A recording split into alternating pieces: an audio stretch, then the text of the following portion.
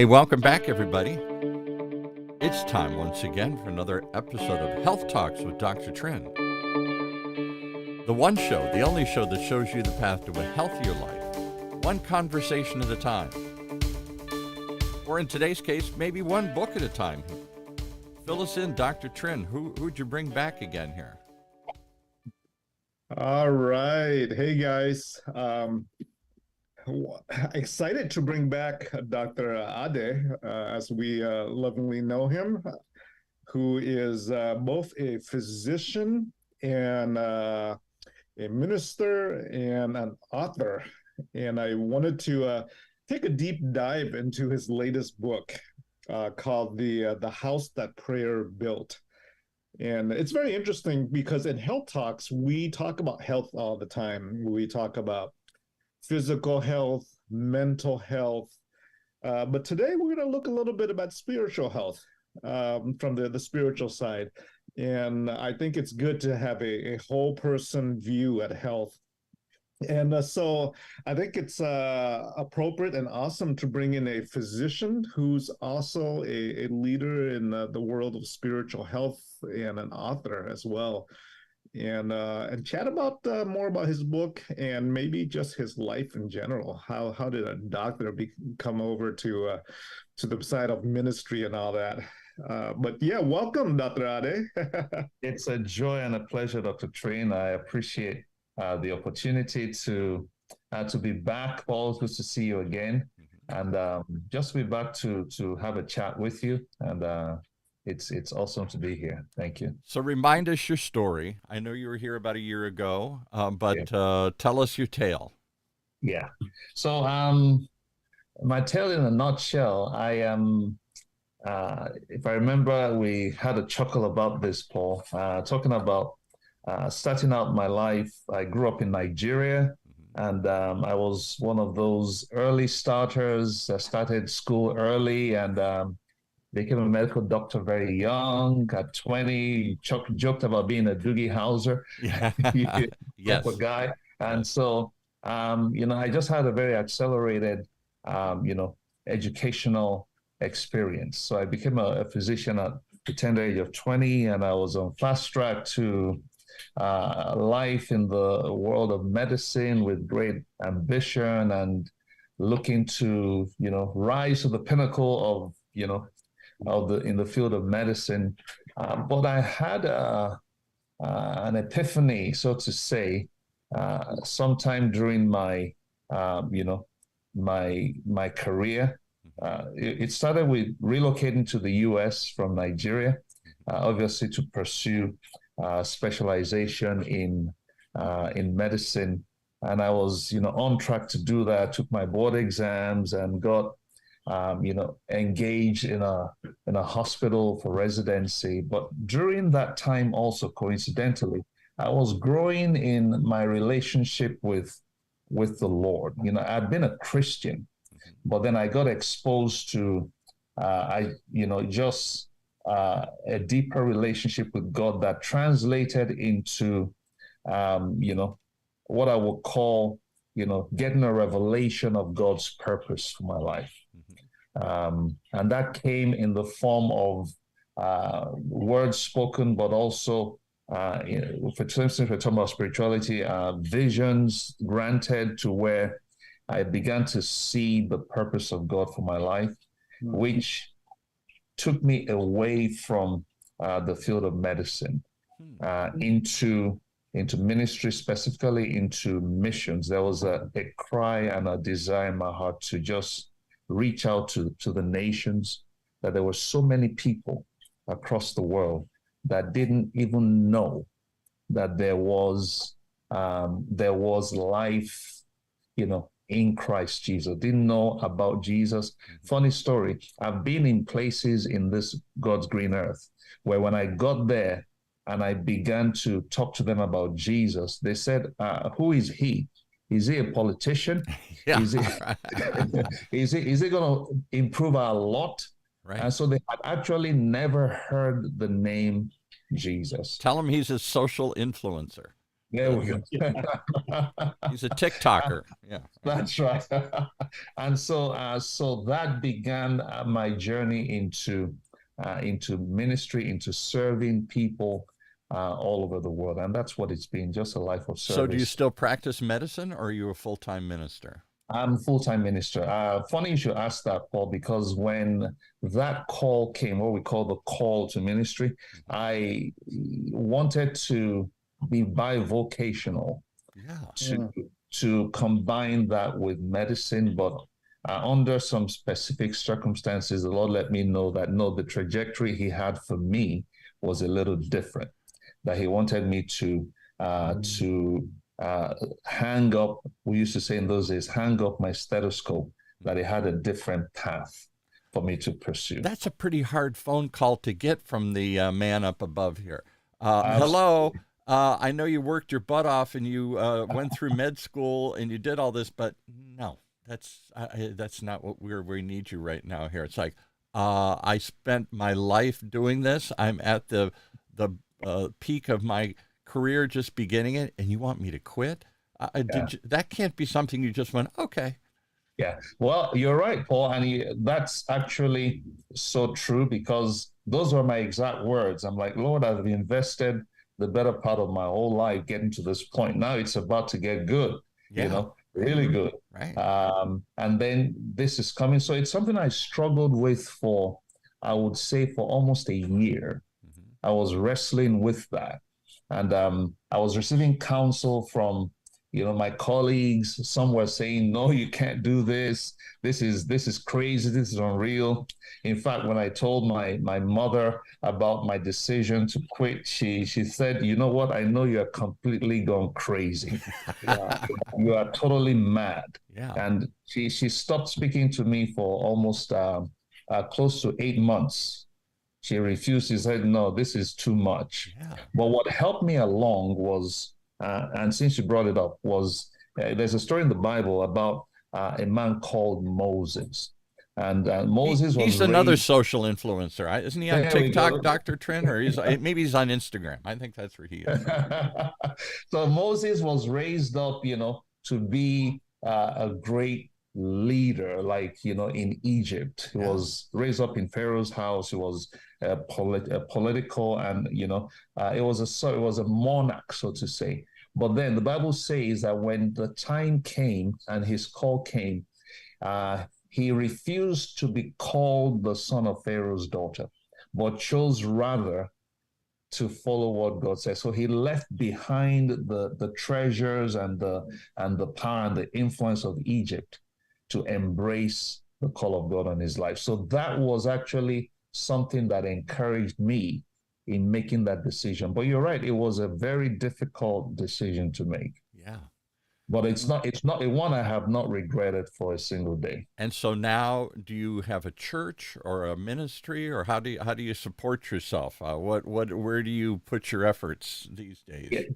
Yeah, my primary calling was into missionary work, which is a different animal, so to say. So it's more of an apostolic calling. Yeah, there's no congregation behind you. There's no exactly. Right. There's no congregation behind me, but we have partnerships. So what happens is churches and individuals partner with us in carrying out the purpose that God has for us. So, but you brought up a very valid point.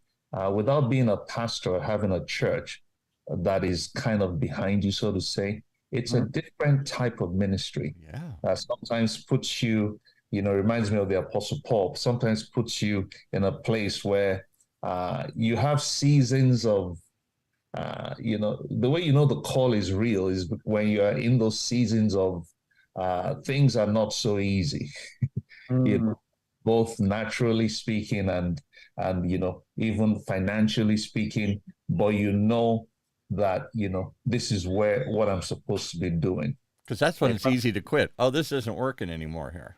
Exactly. And so that's why when God called, he called in a very specific way. And when I'm tempted, and I have to tell you that those times when I was tempted to say, man, what am I doing here? Yeah, I quit. This is it. But then I remember that it was so vivid.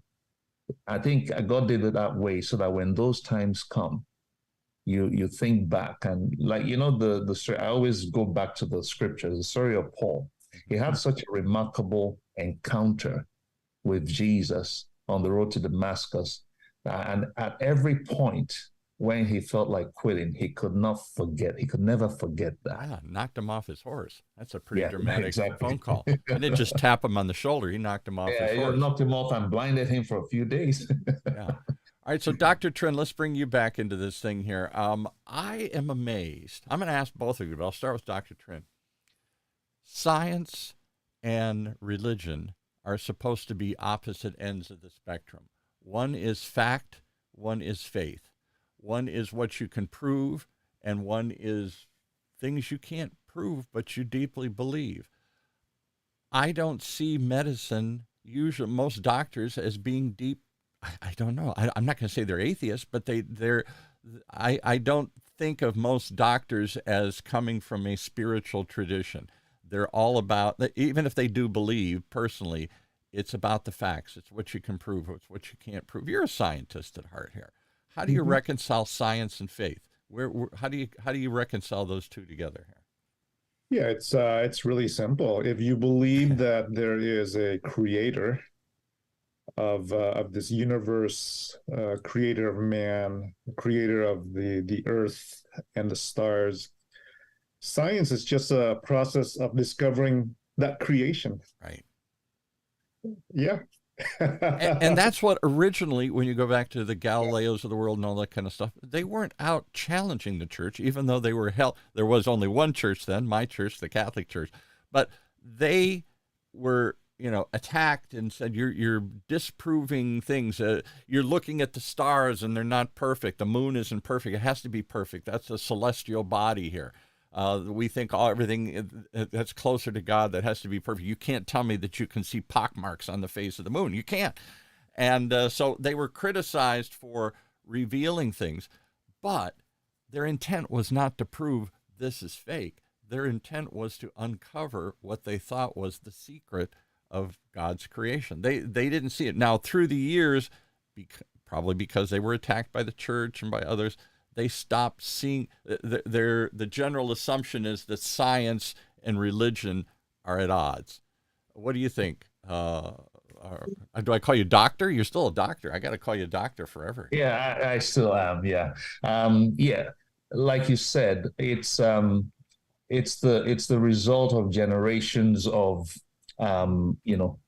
targeted divorcing of science and the church. Like Dr. TRINH said, right.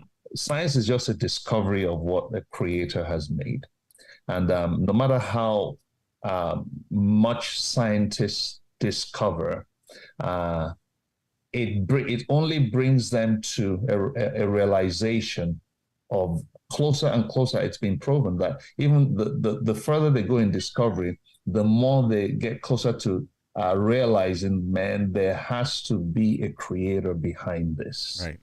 It's too intricate. It's to be just happenstance. It's hard to believe that all of this incredibly complex structure, this isn't a random thing. There has to be some, that's the way I view it. I mean, you can certainly come to another conclusion, but the more they discover, the more complex, the more completely, what do we say? There's a design to all this stuff here. It seems hard to believe that the bang happened and all of this pattern just emerged like a beautiful crystal structure on its own.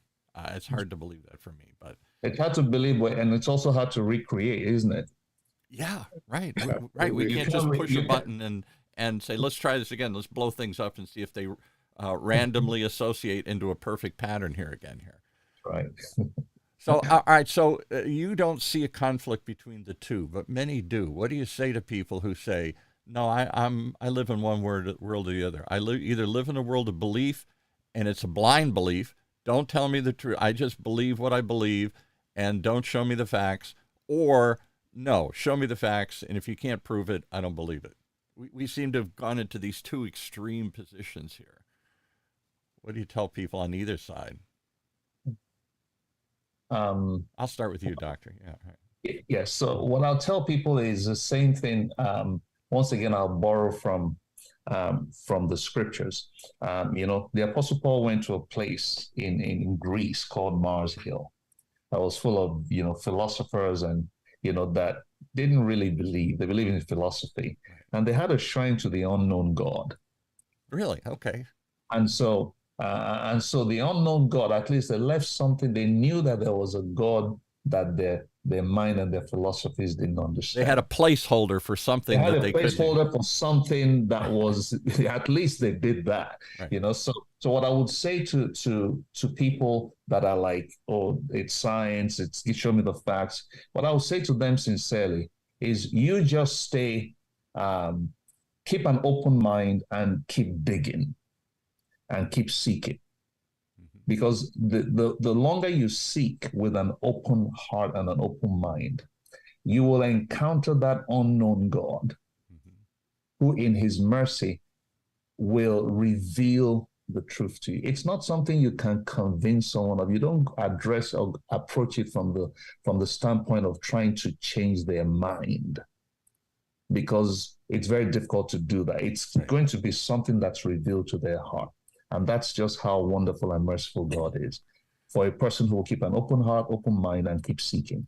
So I'll bring it back to medicine again here. Dr. TRINH has brought on some people like Etna, is it Etna? Or Etna, a doctor, not a doctor, a nurse. Does she have a doctor in nursing? I forgot. But she's a nurse, and she tries to combine spiritual healing with medical healing, meaning that there are moments in crisis. You've got cancer, somebody's dying, something horrible is happening, and the doctors have a tendency to at that moment to pull out of the room and go, okay, I've done all I can. See ya. Good luck. Sorry. And they don't know how to reach into another toolbox. They don't know how to help people at that moment. I've helped your body all I can, but I failed. And it ain't going to happen. And at that moment, do you pray with them? Do you offer some consolation? Do you do something? And that seems just mind-blowing to me. Talk about that, Dr. TRINH, those moments where medicine has done all it can, and now you switch to a spiritual toolbox. Absolutely. There's been good research, actually, that's been published showing that those who are spiritual, whatever faith that may be, if you support their spirituality and use that faith as a support for their overall health, you get better outcomes as well. Those who are believers in their faith, right? If they're interested and they want, let's say, prayer in the doctor's office, right?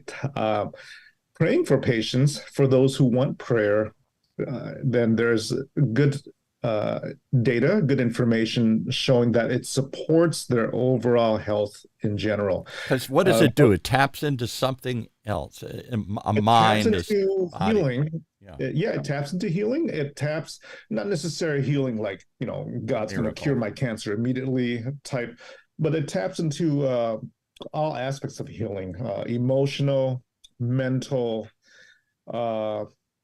and just in general, those who have faith tend to, and it's been published, tend to do better health-wise, because I believe that the lack of faith sometimes puts us into a mental health crisis when we are in a health crisis itself. Right. Nowhere to turn. What do I do? I'm lost. I do. Yeah. Absolutely. And having that faith in, having that faith in your creator allows you to know that there's a higher purpose. But Dr. Ade, can you imagine, have you seen doctors at a moment of crisis when the toolbox is empty? I've tried everything I can. I've never had a doctor pray with me. Now, I've never asked a doctor to pray with me. I've never seen a doctor pray. When that moment comes, they leave, and in comes the spiritual advisor, the priest, the rabbi, the whatever, imam. Yeah. Somebody comes in at that moment to take over. I've done what I can. Let's bring in the spiritual Bring him in, ladies and gentlemen, our spiritual advisor, Dr. Ade, because I'm done. I'm out of here. I did everything I could. Yeah. That's why, we appreciate people like Dr. TRINH, and there are several others that I know personally that are rooted in their faith to the point where, but they're also professional enough to do the job they need to do professionally. But at the background of that, not at the end of it, at the background of that is their faith. They're praying, they're asking for, and faith also works in the way sometimes it works together is a doctor that's praying, he can tap into wisdom that is beyond what he knows, that enables him to do more than he thought he could do. Right. That's one aspect. The other aspect, which we can never deny, is there is the supernatural. God is supernatural. God is beyond the realm or the scope of the natural. And so when the natural is exhausted, unfortunately for many, that's when they turn, like you said, to the supernatural. Right. But we need to learn to let them coexist from the get-go. Yeah. Not that's my last resort after everything else has failed. Right. But there is a supernatural, and there is a reality that God does heal, that God does do things that man cannot do. I believe. I'm a cradle to grave Catholic, I guess. I was born in the faith, and I've never looked outside the faith. It's been a comfort to me. I haven't always accepted it. I don't always believe it. I struggle with it at times. It's not an easy journey, but I've stuck with it. I still go to church every week, and I still find comfort and solace and belief. Because to me, I'll go one step beyond. It's the intersection between faith and science. Faith picks up where science ends. Science can only explain so much. We know that. We're still trying to figure out, particularly in things like the quantum world. Well, it doesn't even make any sense. How can things be in two places at once? But that's what quantum mechanics is based on, that theory. And it's only when you open the box, Schrodinger's cat or whatever, and you open the box and look at it, and then it establishes itself in one position. That's just, come on, that's just bizarre. That doesn't make any sense. There's lots of examples of that as you get into the quantum world that just do not make sense. So how do you make sense of something that doesn't make sense? Or what do you believe when I've run out of answers? Faith to me is something that you hold on to that I can't prove it anymore, but I've tapped into it enough to know there's something else there. Maybe I'm just convincing myself. Maybe it's just positive thinking. Maybe it's all fake. I don't know. We won't know till it's all over. But for me, it seems real, and it seems obvious that science has only peeled back so much of the onion, and the onion is pretty clearly put together somehow in a very specific way by somebody, something, somehow. It seems hard to believe that it's just all that random. So to me, there is a connection between the two. But for most of the world, we've disconnected it. And talk about this, both of you. And maybe we'll start with Dr. Ade, because you're out there in ministering to people. People have lost their faith in ways I never thought possible. America, for example, was once generally seen as a very whatever your faith was, and it was mostly Christianity here in America. And there are lots of versions. Christianity splintered into lots of things from the original one church that I still adhere to here. But generally, most people said this is a Christian nation. We are a nation of Christians. Maybe that's a better way to put it, with less politically charged. Most people are Christians in the country, or most people have a faith. But Pew, that's been tracking religious things for 50, 60 years, a couple of years ago reported the shocking news that less than half of Americans identify with any faith. It doesn't mean they don't believe in God completely, but I don't believe in that religion stuff anymore. I don't go anywhere. I'm not affiliated with anything. Less than half of Americans have any fixed religious belief or any religious association. And that continues to decline and go down and down. And Europe's the same way. We seem to be losing our faith everywhere. What do you think? I'll start with Dr. TRINH, maybe. We'll flip it here. Why is everybody losing their faith? Yeah, I sometimes don't necessarily blame folks. I think what we've lost is our faith in institutional religion. Yeah, clearly. And sometimes you watch TV and you see the TV televangelists and you watch these popular folks on TV rise and then crash because of some scandal that's occurred. Certainly lots of scandal within my church, the Catholic Church, and the sex abuse scandals. Certainly lots of these ministers turn out to be frauds or turn out to be con men or whatever here. And so it's just like our politicians, just like our police, just like we seem to have lost faith in all institutions, including institutional religion. But really the point is these are just people, right? They're just as sinful as the next person. They just happen to be on TV. Right. And so faith to me personally is just a relationship. It's just my relationship with God, as opposed to my relationship with an institution or a denomination I never grew up, I didn't grow up a Christian. I grew up Buddhist. And so I was never taught any particular denomination. I didn't grow up in a particular, Baptist, faith Catholic tradition, as they say. Yeah, I didn't have a faith tradition. So my faith has always been a relationship with my Creator. But I think what we're seeing is that loss of faith in man-made institutional setups that is designed at some point to fail, because we're all sinners and we all fail at some point. And that's kind of the distinction I see. But why can't we separate, for example, and I get your criticism, and the Catholic Church has certainly suffered because of this. The institutional failures are mammoth, covering up massive sex abuse and all this stuff here. Although I don't know what they were thinking, the recruiting poster says, come work with young boys and never get married. And who are they going to attract to fill that job role?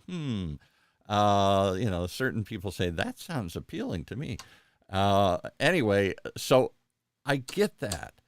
But when the people fail, why do we lose faith in the institution? Why can't we separate two? Because if I believed the same thing, then I wouldn't be an American anymore, because America has certainly failed in many dramatic instances, war, problems, politicians, whatever. I could lose faith in government as well. I could lose faith in police. I'm not going to call the police anymore. They're all corrupt. They're all phony. They're all something here. But you trust, somehow you believe that the institution is greater than its failures. You without institutions, it's organized chaos. And I think that's where we're at spiritually. It's organized chaos. What do you think, Dr. Ade here? Yes, and I completely agree with the preceding, explanations, especially when Dr. TRINH referenced that it's understanding that, faith is not about, what the institution. It originates from a personal relationship, and to kind of segue into the reason, actually what you brought up was one of the reasons for writing this book. Okay, good. Why are people losing their faith? I was trying to find a way to come back to the book here, so you did it. You tied it together. Good. All right. Yeah, I'm going to bring it back to the book. Don't worry. All right, good. So why are people losing their faith? Because this was an issue that was bothering me as a minister, because when you progressively, you just saw a decline in participation in organized, like the institutional, faith. And not all institutional faith is bad, but what I found out was there was a loss of connection between the individual and the person in whom their faith is. For one, if your faith is in the institution, then obviously if there's institutional failure, right, you're going to kind of say, oh, forget about this. But if your faith is in a person, or in people in general. And that's the distinction. You said, okay, there's a lot of institutional failure in America and politics. Why do I just not give up completely on everything of being in America? It's because there's still a measure of engagement and interaction with those other institutions, because we sense that even though they're bad, they're not all bad, and we still kind of need them. I think we do need some kind of institutional structure. Maybe not as much as, maybe it's a pendulum. We swing. It's very structured and no room for individual belief, and you just follow the program. And then it's the hippie days that I grew up in. Hey, whatever feel good, do good. It's you're on your own. Well, you make it up. Cafeteria Catholics. We pick and choose what we believe and all this stuff here. I think there's some balance, some middle ground. Same thing with government. Is it just a libertarian fantasy? We all just do what we want to do, and other than obeying traffic lights or something, everybody does anything they want to do. No, if we're going to live together, it has to be some organization. There got to be some structure to this. Otherwise, it is chaos. We're constantly clashing with each other here. That's right. And God did intend for us to live together. That is why the institutional aspect of faith is still important, because it was instituted by God, back to what you said, to cause us to live together. It's to have community. And so the institutional aspect is still necessary because we need community as a support to our faith. But back to what I was saying from the book, right. The loss of contact with the Creator, which is where prayer comes in. Right.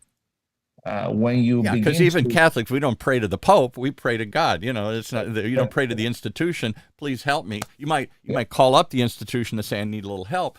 But your prayer is to a higher power here, right? That's right. So when you engage with the Creator, with God in prayer, it has a way of sustaining. It opens you up to the reality of who God is, in spite of the failures in the institution and failures of people, of the people. So it keeps you connected. But if you now disconnect, if there's a disconnect in that aspect of prayer, and we know, it's not strange that, over the years, prayer was kind of systematically eliminated from different spheres of life. Yeah, well, Americans, we are, and I don't necessarily disagree with it, trying to separate church and state.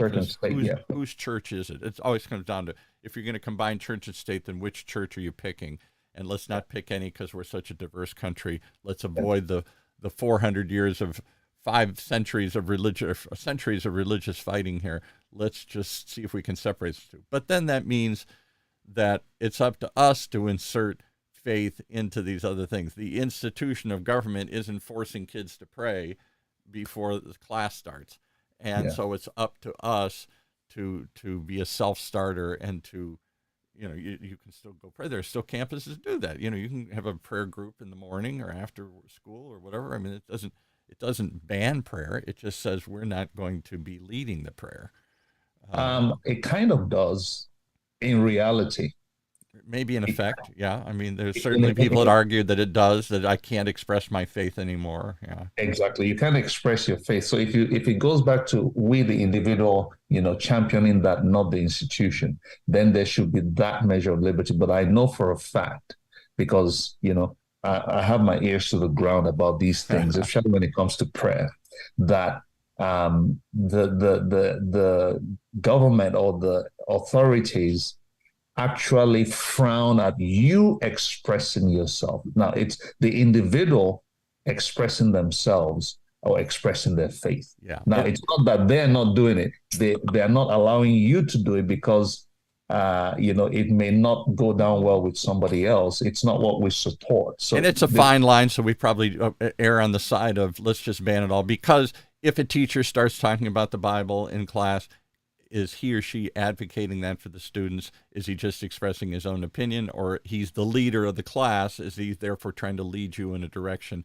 I get it. We're always trying to, let's just stay aware of government officials, everybody. Let's not start going down there. But in so doing, maybe we don't allow people the expression that they would have in every other life to state their opinion. This is what I believe. This is what I see. This is another aspect you should be aware of here. It's a touchy subject, but it is definitely one, whatever it is, we've lost our faith. What do you think, Dr. TRINH? Or have we, is that just lost faith in institutions? Like you said, are we still just as religious underneath? We're just not buying that old time religion anymore. Yeah, I've heard a lot about folks saying, I'm not religious, but I'm spiritual. Yeah, right. Right. And that's a sense, that's a trend that I've seen. And that's quite interesting. Yeah. Sometimes I'm curious what that means, but I can somewhat relate to it as well. And in that structure, I seek something, but I'm not buying the program you've been selling me, this church, that church, any church. In that structure, then, we are constantly seeking for answers on our own.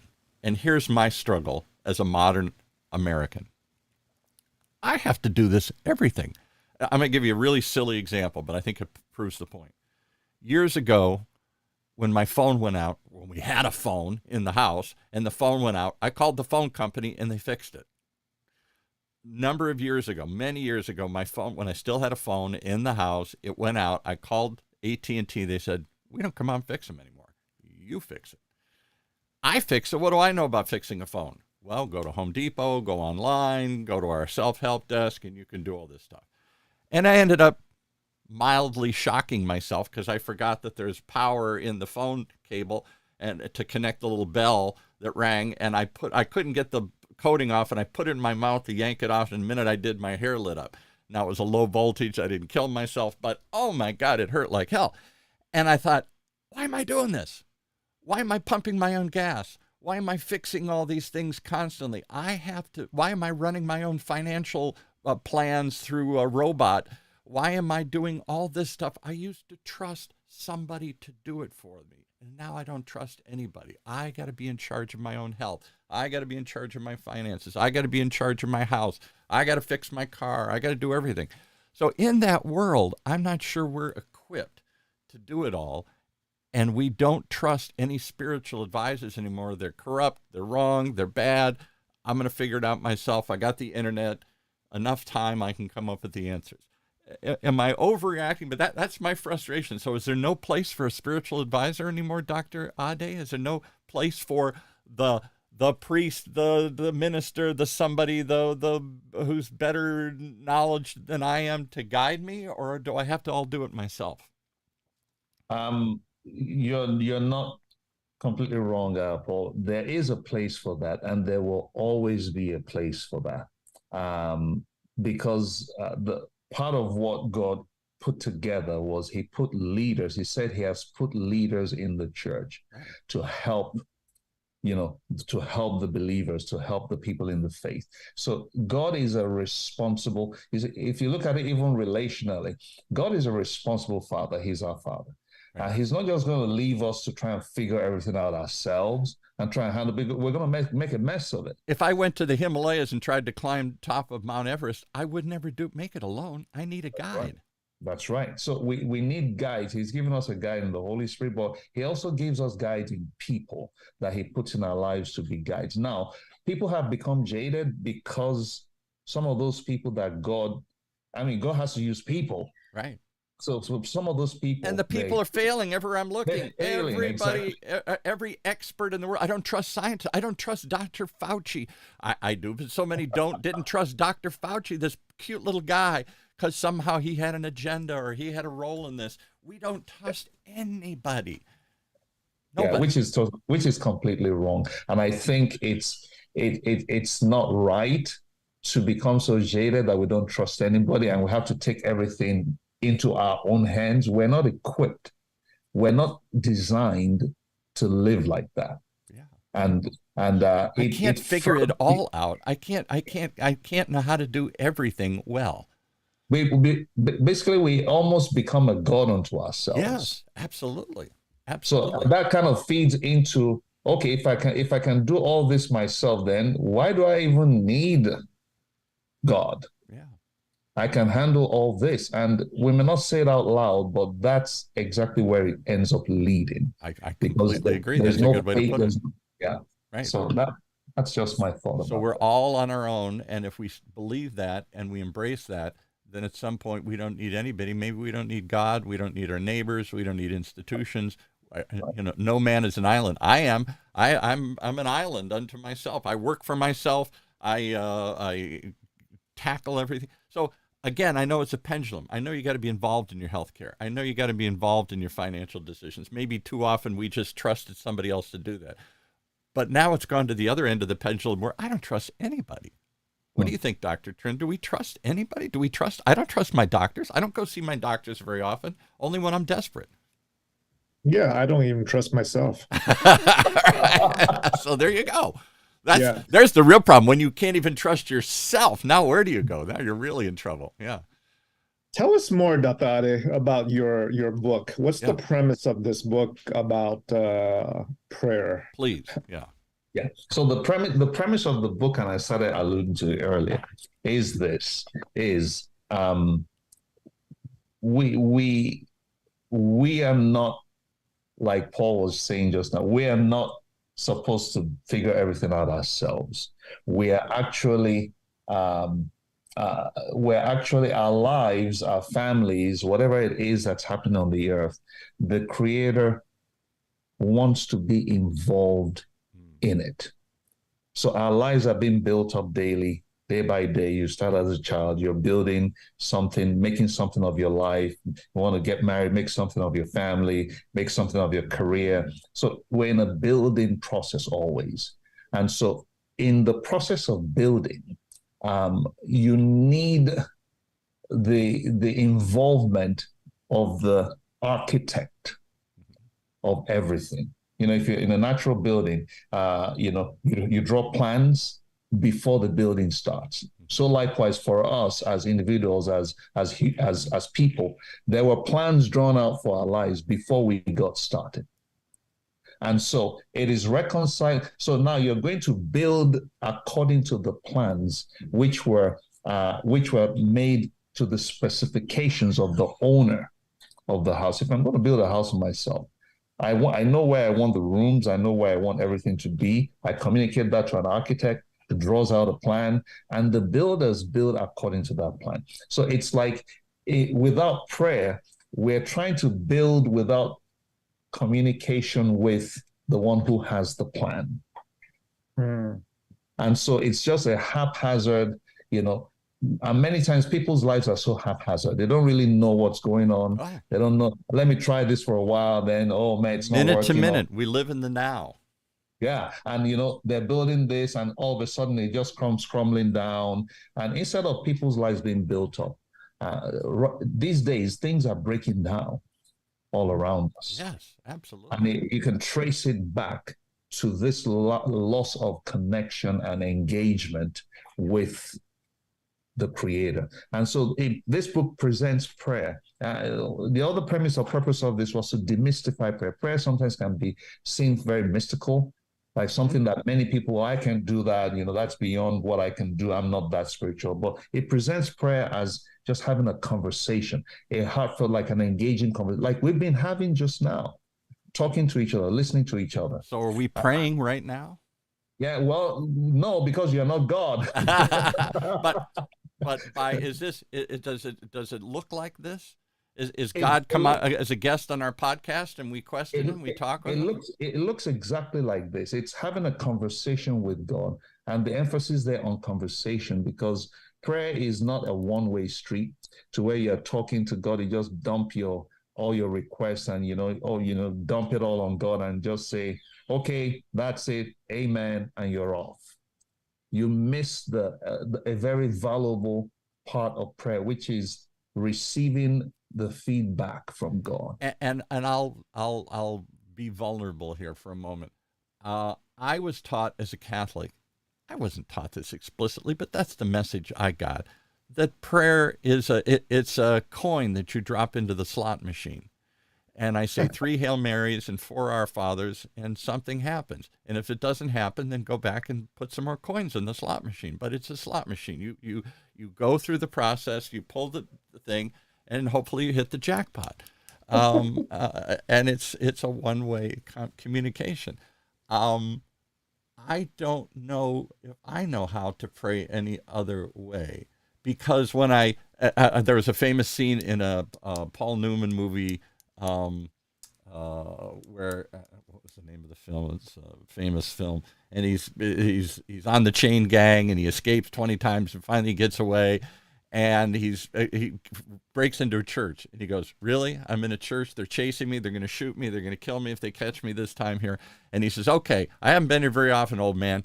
Is anybody there? What should I do right now? I'm coming to you." And then it's dead silence, and he says, "That's what I thought." And I don't hear a response. I have to say, I'm as religious as I try and be, as spiritual as I try and be, I still see it as a one-way. My experience has been a one-way communication. There's been very little. I don't get a message. I don't get I don't get something in the middle of the night. I don't get a vision. I don't hear anybody. How do you have a conversation with somebody that doesn't? Let me ask you a question, Paul. Yeah. Have you ever had a situation where, you were doing something or experiencing something, and it was almost like, I kind of knew this was going to happen. It's almost like I've been here before. Oh, sure. I've heard this before. I've seen this before. Yeah. Yeah. Most of us have had that. Right. Guess what that is?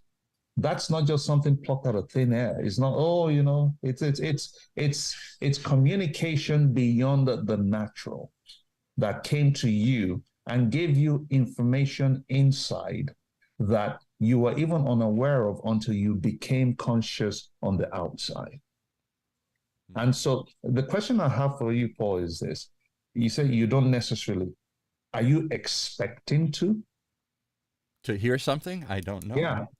That's what I'm saying. So I was brought up in a tradition, at least in a repetitive view of prayer. Please, God, do this and do this and do this, and let me put some more coins in. Let me be faithful, like in the Bible. All the Jews that were questioning Jesus, the Pharisees and stuff here. It was all about the process. If I did the process faithfully, good things would happen. It wasn't. Well, this book presents it about the person, even though there's a process to it, but it's a person, it's an engaging conversation. So the challenge I issue to people is this, is posture yourself such that you actually expect to hear something. And that's also in the book. Maintain an attitude of watchfulness after you pray. You're making me think here. I hate this. I hate thinking this early in the morning. Right. You just might be surprised that when you start looking for it, it's finally like God saying, "Oh, finally, I can get a word across." Yeah. Finally, I can actually get something across to this guy because he's actually he's listening. Listening and actually not just listening, but expecting to hear something. You just might be surprised, Paul. Maybe next time I come on the show, you tell me, that was worth the price of admission today here. Okay. I like that theory, because no, I don't know.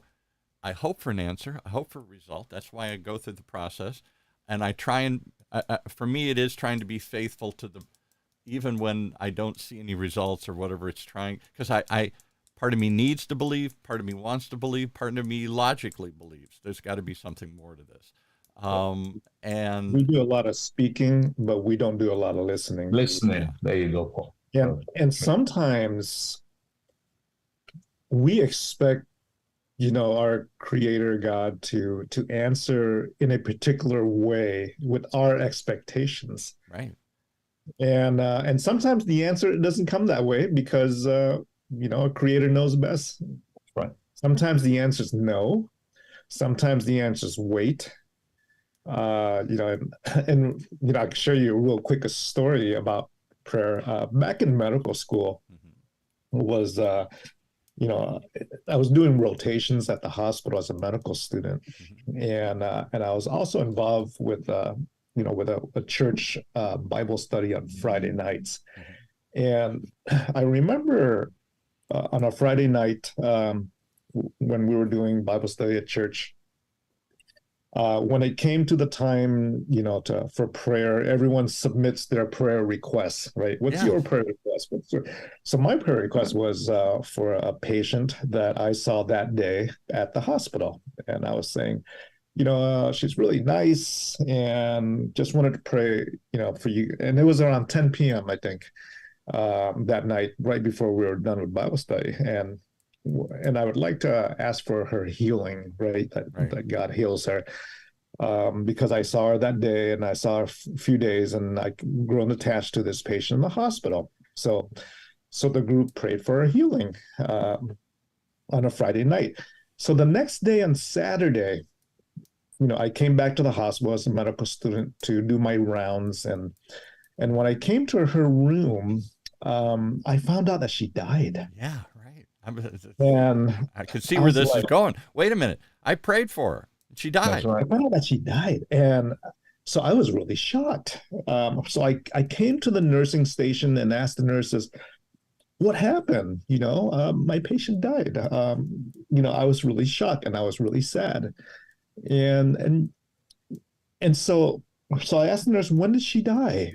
And they were like, oh, she died last night around 10 p.m. Wow. Maybe the answer is not what we expect. Yeah. Mm. Maybe it's God's answer to healing and not Wow. our answer to healing, right? Wow. Right. So it's like, wow, he did, answer this prayer, but it's his definition or God's definition of healing versus mine. Well, I want to be there when that smart little Doogie Howser started reaching out in prayer to God, saying, help me to use this healing gift you've given me, to take it to others, to take it farther, to go as far as I can. And he said, no, I want you to do something else. That's great that you did this. It's like, you armed me with this incredible skill, this talent. I worked my butt off to get here, and you want me to drop it? That's nuts. Yeah, I must not have been hearing it. Wait, let me clear my ears here again. I want to be And there's a lot in relating with God that is nuts. If you've done any reading in the scriptures, you see that there's a lot that is nuts, but it's only nuts because in our limited natural way of thinking and projecting, we see only so little. In the grand scheme of things and in the grand scope of God's eternal plan, our lives fits in not the way we in our limited thinking have thought it will fit in. If you really yield to God, you see that your life actually fits in, and everything that you've been through that you think is a waste is actually not a waste. It's actually still going to be useful in some context, maybe not the context in which you had painted for yourself. Right. Abraham waits his whole life. He's an old man. He finally gets the son he's been waiting for, and God says, kill him. Kill him. Isn't that nuts? Are you nuts? No. But he faithfully goes up and says, okay. It may not fit, his expectations or what his plans are, what God's plans are. And it's interesting because we often put God in a box. And it's very difficult for me, an American, an entrepreneur, a man, to surrender control. I'm in total control of my life. I got this. Stand back. That's what I've been taught to believe and taught to do. America, that's go to America, the male macho. I can do it. It's the entrepreneur who can make it everything. And that whole notion of let go and let God. As Carrie Underwood's song says, Jesus, take the wheel. No, nobody's taking the wheel. That's nuts. Yeah. And yet, the few times I sort of really let go, the things happened, and I was like, That's really hard to do Yeah. for me. That's it right there, Paul. The few times you actually really let go, it's amazing what those are actually what I call watershed moments. It's actually times when something really happens. And I'll give you an example. I mean, I've quoted this one before. I'll try and do it quickly because we're running out of time here. But I didn't have any children late in life. Like Abraham said, I want a child. And so the only course was to adopt. We're good Irish Catholics. We're at Mass. They're talking about all these kids that don't. I said, that's it. That's the answer. And so after a lot of prayer and push, we're going to adopt at whatever I was, late 40s, 50, something like that. And so we start the process, and I'm going to do this logically. I'm going to look at all the alternatives. I'm going to go to every adoption fair. I'm going to make lists. I'm going to pursue it. I'm going to push our. Went to Catholic Charities, find somebody. I push for a year. You tell me there's a million kids that need adoption. Why can't I find one? I got nowhere, and it finally quit and said, I give up. I guess this isn't going to happen. And that's when it happened. Somebody came into our life. Hey, we think we found somebody. And very quickly it all came together when I quit looking, when I quit trying to control the process. That's right. You said it very well, Paul, and that's just what it is. And that's what this book kind of challenges people to do, is to quit trying to be the one that's controlling everything. Yeah. And trust in a God who is actually in control of everything. And if you will let him, he can actually surprise you. He'll actually boggle your mind. And what you've been struggling to do and trying to get and all that, it just happens without you kind of killing yourself or doing it the way you thought it should be done. Show us the book. We want to see it on the screen. Actually, if you can see this, I have it right here. Oh, the house that prayer built. It's called The House That Prayer Built. It's available on Amazon. The House That Prayer Built, Dr. Ade Adebanjo. Also, all online retailers, Barnes and Noble, anywhere books are sold, you can get it. My publisher is Book Baby. I self-published through a company called Book Baby. You can also get it from them, especially if you're ordering in bulk. It actually may be easier to order from them. It's bookbaby.com. Bookbaby is one word, BOOKbaby.com. If you reach out to them on their bookstore, the book's available. But if you want bulk purchase, reach out to them. They'll mail it right to you. The House That Prayer Built. Well, that's the book, baby, that we need to see these days here. It's a well-apt title. It's hard to build a house if you don't have access to the builder. And you're saying use prayer to build the house, and maybe you'll get a better structure, a better result. Is there a website or anything else? Can they hear you talk anywhere? Where are you at these? I don't even know where are you at right now? Are you in America? Are you in Southern California? I'm in America right now. I'm in Katy, Texas right now. Katy, Texas. Yes. Katy, right. Just outside of Houston. And we have a weekly program called Ambassador Live, where we teach God's word. Sometimes we teach from the book, but we just teach people. It's live on Instagram and on Facebook, and also on our YouTube channel. Teachers, what are those? I don't trust teachers anymore.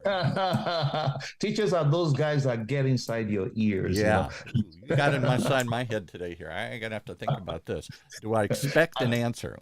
Okay. And so you can find us on this social media. I don't know if I can show them, but if you just type the name Ade Adebanjo on how would I type that? I can't even spell it. How do we spell it? It's not something actually babe, what's the best way to get this across?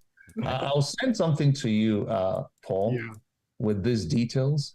Okay, good. I'll give you my email when we get offline. You can send me something. We'll put it in the notes. And but spell it out, because Dr. TRINH has a robot transcribing this too. So it's spell your name.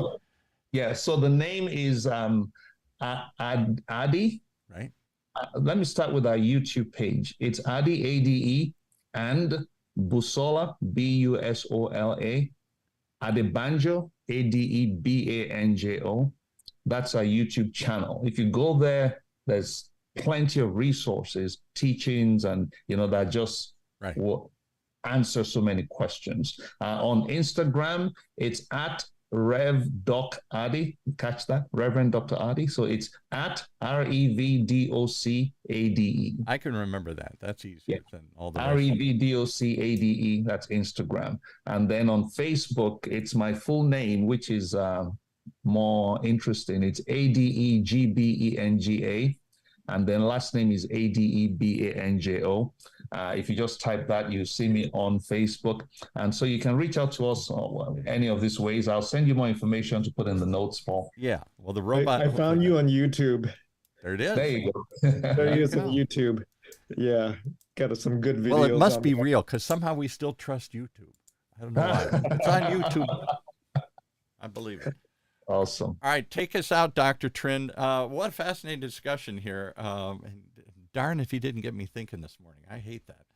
That's what I like to do. Take us out, All Dr. right. TRINH. Thank you for coming on, Dr. Ade. And we'll do this again. A valuable conversation outside of just prescribing meds and taking care of the physical body, the value of taking care of our spiritual health. And great discussion on both science and faith. Thank you. Okay. Thank you so much for having me on, Dr. TRINH. And Paul, it's great to see you again. I love what you do, and I pray that you continue to reach more people with this valuable resource. Well, hang on don't hang up, and we'll get your info online. We'll make sure we put that in here too if the robot didn't pick it up here. Thanks so much. My pleasure.